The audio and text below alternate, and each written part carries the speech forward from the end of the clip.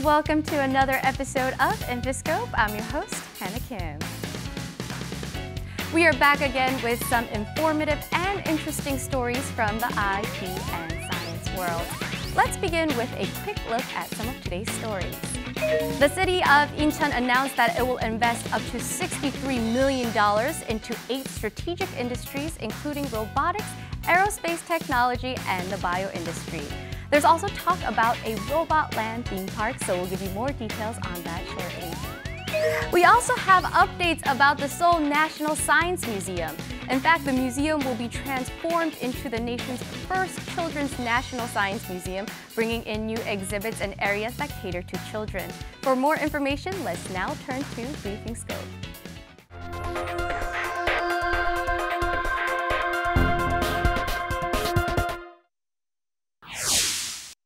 Korea's first ever children's science museum is currently taking shape as the Seoul National Science Museum, located in Jongno-gu, Seoul, undergoing renovations with the objective of opening its doors in late July this year. The museum will feature a 4,858 square meter exhibition facility, permanent exhibitions, and outdoor areas where children can gain first-hand experience. Incheon will invest a total of $63 million into science and technology. Around $9.2 million will go into the operation of Incheon's Robot Land theme park, while $2.5 million will go into aerospace industry.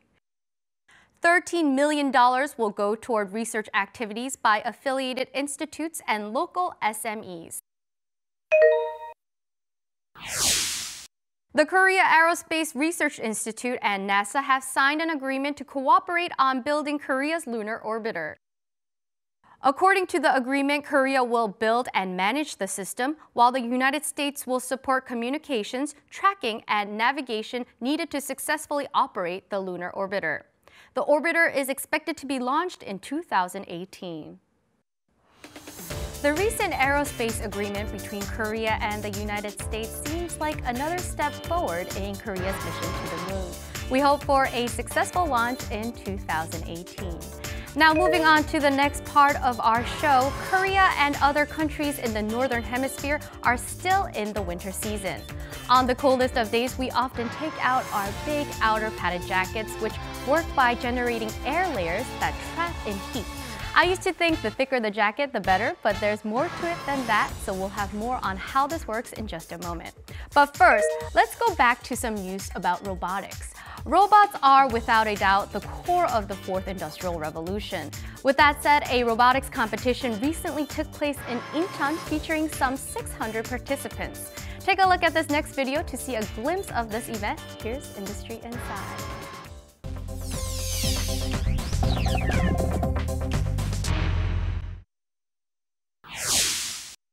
These two humanoid robots sidestep a few times, throw punches at each other, and fall backward. These robots programmed by students are in a match at the 2016 World Creative Robot Contest. 저만의 로봇을 만들어서 제가 동작을 다 만들 수 있고 그 로봇으로 상대방과 경쟁을 하면서 대회를 하는 게 그게 좋아서 하게 되었습니다. This elementary school student is controlling a block robot. The objective here is to avoid obstacles and complete tasks, such as putting a wooden ball in a hole as quickly as possible. 학교에서도 비슷한 것을 했는데 오늘 실제로 해보니까 더 재밌었어요. Some 600 elementary, middle, and high school students took part in this year's two-day competition. It featured 23 events in 15 categories, and the champions of 3 categories will represent Korea in an international competition. 올해 1회 대회는 로봇 경기 대회 위주로 시작해서 내년 대회부터는 드론과 코딩 부문을 별도로 신설하여 참가를 원하는 모든 이들이 참여하실 수 있으며 유치부가 신설되는 등 대회 참가 인원을 2,000여 명 이상으로 확대할 계획입니다. The competition is expected to instill passion and desire to seek new challenges in the generation that will lead the fourth industrial revolution. People have bundled up in thick clothes to stay warm. 평소에 안 입던 속옷이랑 잠바까지 두껍게 챙겨 입었는데요. 입고 나오니까 훨씬 기대보다는 많이 따뜻해서 다행이었어요. Padded jackets are the most common choice of outerwear in winter.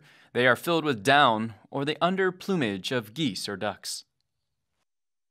The feathers have finer bits that stick outward, and this structure is the key to generating warmth. 방사형으로 돼 있어요. 그 안에 따뜻한 공기가 더 많이 오랫동안 지탱하고 있다고 할 수 있겠습니다. The air trapped among the feathers becomes warm due to body heat, and this layer helps the body maintain its temperature. The plumage of geese, which tend to be 1.5 times bigger than that of ducks, is the most effective material for warm clothing. This principle also applies to thermal underwear. It uses microacrylic fabrics, which is 1/10 the thickness of a strand of hair, and the fabric facilitates the formation of the air layer. Wearing several thin clothes will create layers of air between each, further trapping in heat. The use of plastic sheets as insulators on windows uses the same principle of air layers. Infant formula is a manufactured food product designed to substitute for breast milk. Since it's for babies, the nutritional makeup is extremely important. Inspectors in Korea have been analyzing the nutritional makeup of infant formula, but found it difficult to ensure the objectivity of the tests. The Korea Research Institute of Standards and Science recently developed a method for precisely measuring the nutritional makeup of formula and created certified reference materials. 분유를 가지고 가장 정확하게 측정할 수 있는 인증 표준 물질을 개발함으로써 유아의 건강과 분유 생산업체에 도움을 주고자 개발하게 되었습니다. The institute issued standards for water-soluble and fat-soluble vitamins, fatty acids, minerals, and other nutrients to develop certified reference materials through isotope dilution analysis. Its measurement uncertainty is only 2 to 5%.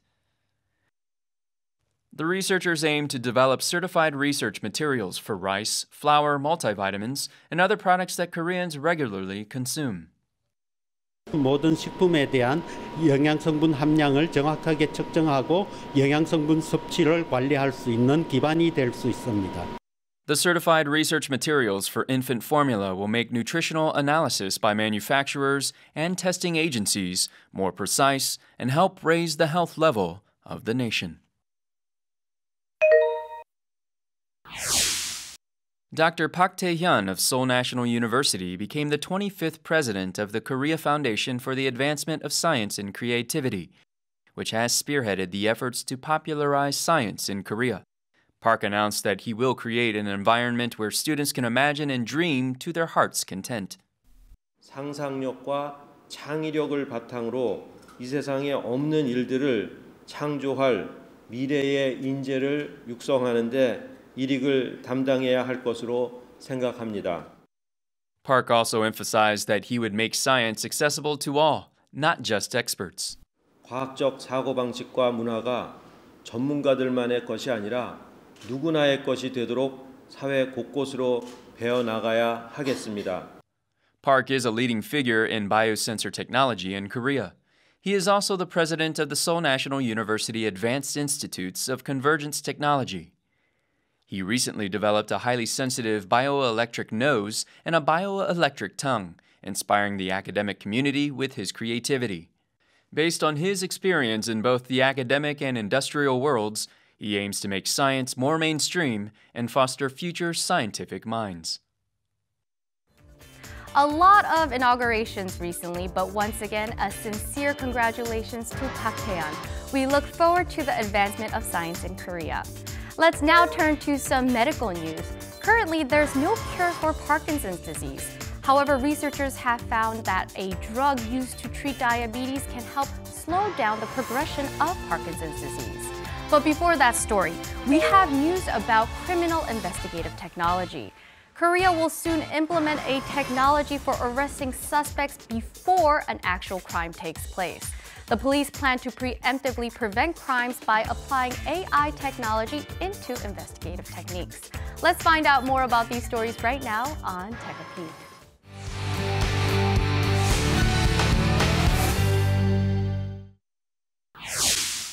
This is a scene from the science fiction movie Minority Report. The year is 2054, and the police use a system called pre-crime to arrest suspects before they commit a violent crime. Korean police officers will soon implement AI technology to prevent crimes from happening and automatically track down criminals. The National Police Agency plans to develop an AI-based crime and terror system in 4 stages starting this year, aiming to complete the development by 2025. The system would use big data. The system will be able to automatically analyze the criminal's face, height, stride, and other unique features, track criminals on the run, and report on possible crime or terror incidents through deep learning and geographic analysis. Deep learning is a subfield of machine learning that allows the machine to learn and evolve like humans. The police are conducting discussions with the government to create a system that uses deep learning to go through criminal data. In some parts of the United States that have implemented AI and big data into policing, like Los Angeles, crime rates dropped by 20% between 2013 and 2015. Legendary boxer Muhammad Ali suffered from Parkinson's disease. It's a long-term degenerative disease that affects the central nervous system, and some of the most common symptoms include shaking, rigidity, or slowness of movement. About 10 million are estimated to be affected worldwide, and there is still no cure. Now, researchers have found that a drug for treating diabetes can slow down the progression of Parkinson's disease. This drug stops the activation of the mTOR protein, which triggers brain cell damage and accelerates aging in Parkinson's disease patients. In diabetics, the protein is involved in the formation of arteriosclerosis and other complications. The researchers have obtained positive results from animal tests and plan to conduct human clinical trials next year. So if we're successful, if the drug NSDC-0160 by modulating the mitochondrial pyruvate carrier actually can slow progression of Parkinson's disease, that would be a game changer. There is currently no such drug, and it would hopefully mean that by slowing the disease progression, patients will lead lives with better quality. Given that the drug has already gone through toxicity tests, the process of developing it into a treatment for Parkinson's disease will take less time and money. The research and its results were published in the scientific journal Science Translational Medicine. Although Parkinson's disease still remains incurable, the fact that there is a drug that can slow down the process of its progression definitely shows that we are on the right track. This finding will also help doctors take a closer look into the disease, and hopefully it will lead to a cure down the road. Now, if you like this episode, make sure you join us again next time because we have more fun stories ready for you. Thank you for watching, and I'll see you back here, same time, same place next week. Have a wonderful day and goodbye.